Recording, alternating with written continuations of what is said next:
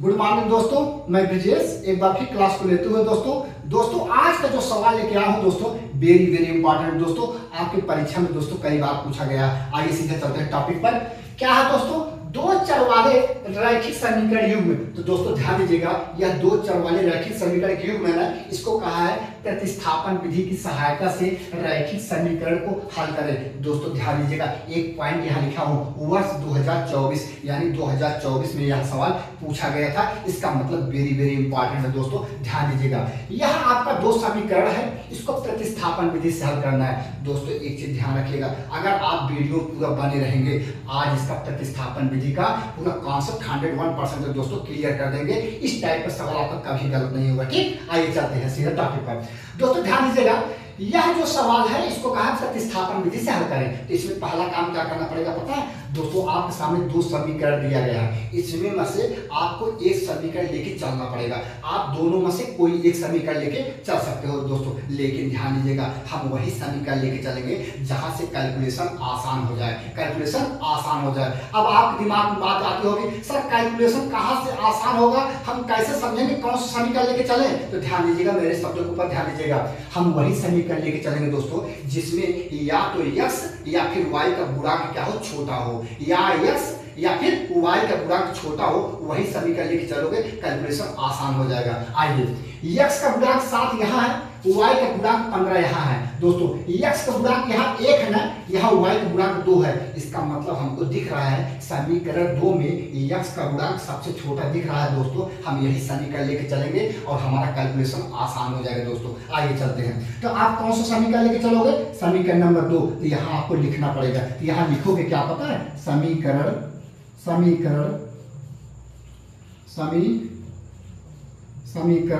2 से, समीकरण 2 से।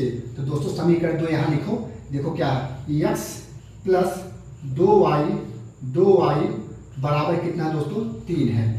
ये हमने लिख दिया। तो दोस्तों ध्यान दीजिएगा, यहाँ जब हम समीकरण 2 लिख दिए, यहाँ तो या तो आप x के बराबर कर लो या फिर y के बराबर कर लो। तो यहाँ भी एक दिमाग देने वाली बात है। क्या दोस्तों, जिसका गुणांक या फिर x या फिर y, जिसका गुणांक छोटा होगा उसी के बराबर करेंगे, उसी के बराबर करेंगे, कैलकुलेशन एकदम आसान होगा। देखो दोस्तों, यहाँ x का गुणांक 1 है ना, इसका मतलब यहाँ से हम x के बराबर करेंगे, यहाँ से x का मान निकालेंगे। तो कहोगे सर कैसे, यहाँ x को ऐसे रोके रहो बराबर, यहाँ 3 है ना, यहाँ 2y प्लस है, इधर जाएगा क्या हो जाएगा दोस्तों, माइनस हो जाएगा 2y। तो दोस्तों यहाँ से एक आपका नया समीकरण बना और इसका नाम रखेंगे क्या, समीकरण नंबर 3 रखेंगे, समीकरण नंबर 3। ध्यान दीजिएगा।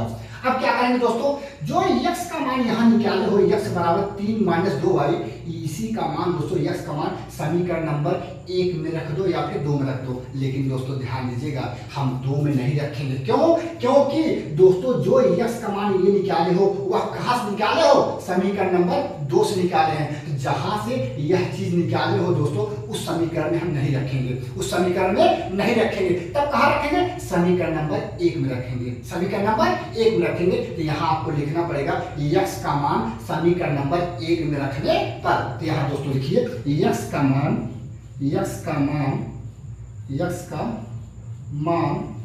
समीकरण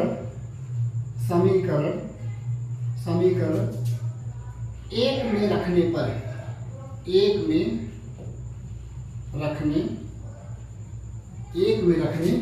पर, 1 में रखने पर। चलो दोस्तों, तो समीकरण 1 यहाँ लिखो। समीकरण 1 क्या है दोस्तों, 7x माइनस 15y बराबर 2। तो यहाँ लिखो दोस्तों 7x माइनस 15y और बराबर कितना है, 2 है। तो x के स्थान पर यही चीज रखना है, 3 माइनस 2y। चलो यहाँ रखते हैं दोस्तों 7 ब्रैकेट में, x है ना, इसके स्थान पर यही रखना है 3 माइनस 2y ब्रैकेट 1।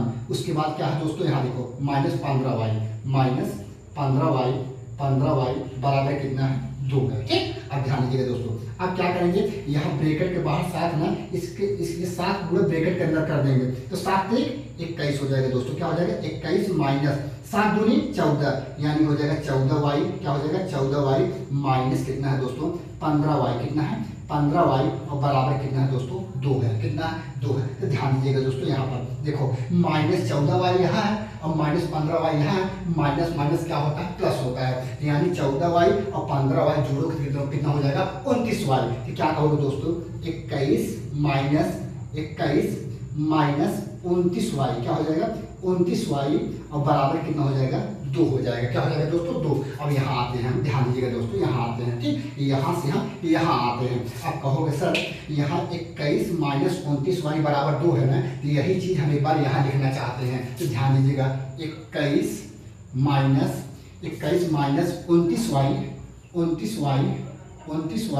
बराबर कितना है, 2 है, ठीक। अब हम यहाँ से y का मान निकालेंगे, जिसका मान निकालना होता है उसको वैसे रोके रहते हैं। चलो भाई ध्यान दीजिएगा दोस्तों, यहाँ हम y का मान निकालेंगे, यानी बराबर माइनस 29y, कैसे रोके रहो, माइनस 29y बराबर 2 है ना, 21 प्लस ना, इधर जाकर क्या हो जाएगा, माइनस हो जाएगा, 21 माइनस हो जाएगा। तो क्या कहोगे पता है, माइनस 29y बराबर 2 में से 21 घटाओगे दोस्तों, छोटी में से बड़ा घटाओगे, वैल्यू माइनस में आता है ना, 2 में से 21 घटाओगे कितना आ जाएगा, माइनस 19 आएगा। क्या आएगा, माइनस 19। यहाँ देखो माइनस है, यहाँ माइनस है, माइनस माइनस कैंसिल। यहाँ से दोस्तों अगर y का मान निकालोगे तो y बराबर 19 है ना, ये 29 भाग हो जाएगा, 29 क्या हो जाएगा, भाग। यही दोस्तों आपको y का मान निकल गया। किसका मान निकल गया, y का मान निकल गया।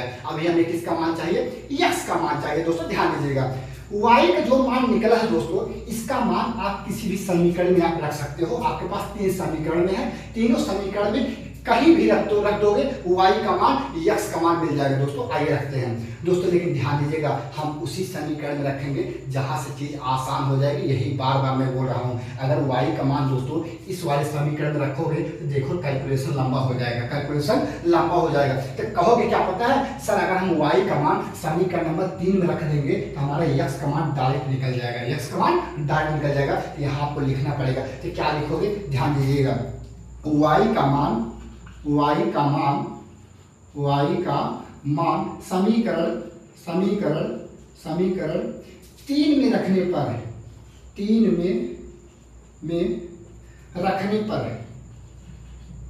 रखने पर यहाँ लिखना पड़ेगा दोस्तों, ठीक। आइए अब कहोगे सर समीकरण 3 कहाँ है, समीकरण 3 यही है दोस्तों, यही रखो, इसको पहले लिख लो। चलो लिखते हैं भाई, क्या है, x बराबर 3 माइनस 2y। तो यहाँ लिखना पड़ेगा दोस्तों, x बराबर 3 माइनस 2y।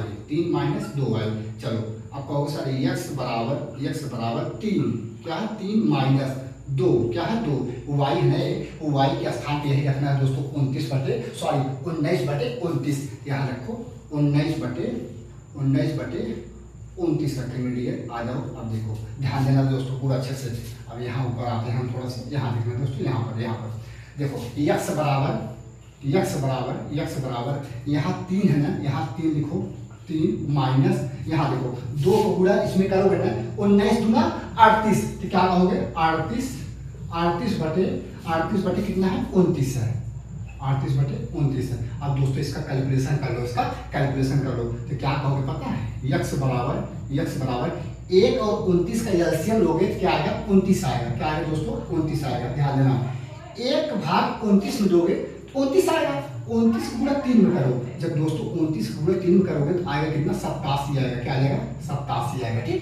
माइनस 29 भाग 29 में दोगे तो 1 आएगा, 1 गुणा 38 में कर दो, कितना कर दो, 38 में कर दो। आप कहोगे सर x बराबर 87 में से अगर 38 घटाओगे दोस्तों 49 आएगा। कितना आ जाएगा, 49 आ जाएगा, 49 बटे कितना हो जाएगा, 29 आ जाएगा। यही दोस्तों आपका x का मान निकल गया।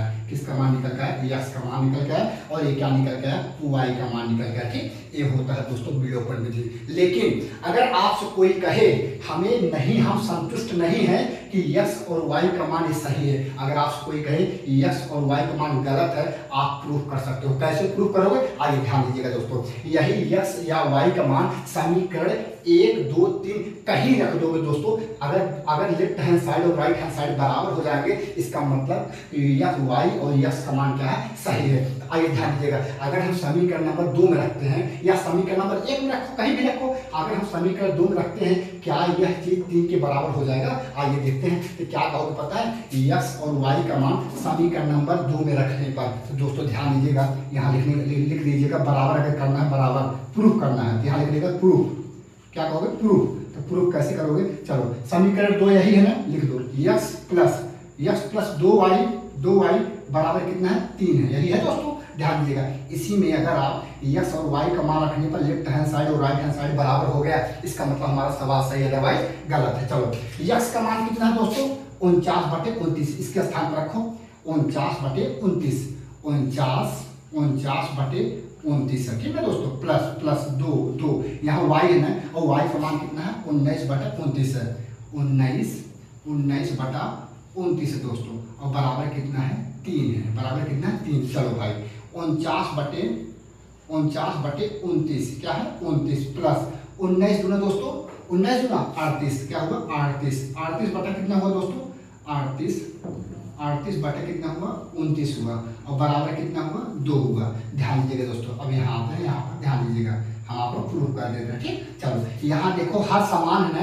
29 और 29 क्या है, समान है, तो अंश आपस में जोड़ दोस्तों क्या होंगे, जुड़ जाएंगे। तो दोस्तों 49 और 38 जोड़ो तो 9 8 हो जाएगा दोस्तों, 17 और 4 3 7 और 1 कितना हुआ, 8 हुआ, 87 बटे कितना हुआ, 29 हुआ, और बराबर कितना है, 3 है, कितना है, 3 है। देखो कितनी बार जाएगा, 29 तिहाइयाँ होता है 87, 29 तिहाइयाँ 87। तो दोस्तों देखो 3 बराबर क्या हो गया, 3 बराबर हो गया 3, इसका मतलब लेफ्ट हैंड साइड और राइट हैंड साइड क्या हो गया, बराबर हो गया। आप कहोगे LHS बराबर RHS, इसका मतलब कि हमारा जब दोनों बराबर हो गया, हमारा x का मान और y का मान दोस्तों हमारा क्या है, सही है, हमारा क्या है, सही है। दोस्तों यह मैंने आपको प्रतिस्थापन विधि आपको बता चुका हूँ, 1 से 2 बार यह वीडियो आप जरूर देखिएगा दोस्तों, आपका कॉन्सेप्ट क्लियर हो जाएगा दोस्तों। अगर आपका वीडियो अच्छा लगेगा दोस्तों, लगा होगा, आप कमेंट बॉक्स में कमेंट जरूर दीजिएगा दोस्तों, फिर हम इसी तरीके का वीडियो फिर दोबारा लेके आएंगे दोस्तों। आज के लिए इतना दोस्तों, थैंक यू।